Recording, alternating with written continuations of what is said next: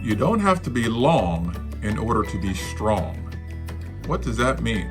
Steve Bowler, Stand Tall Steve. Hey, look, you don't have to be long in order to be strong talks about how you're expressing yourself. When you're in front of the class, when you're teaching or you're in a meeting, you're leading a meeting, whatever it might be, you don't have to be long-winded. You don't have to take forever to get to your point. You don't have to be long in order to be strong. You can get to the point and get the point there right away. Take some time on the front end. Think how you can maximize your words so that you can get the point home right away. That can sit tight with people. It can sit well with people. Find out key words. Find out key expressions that can really get them to understand that.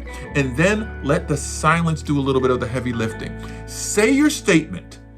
Sit back, let it sit in. A lot of times during that time while people are processing what you're saying, you're having that uncomfortable silent part and you think they're not getting it. So you start talking again. Shh, shut up, stop talking.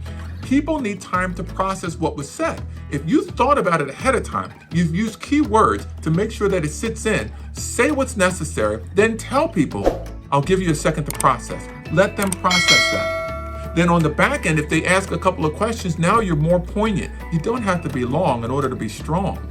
Get to the point, say what's necessary, think about what's being said.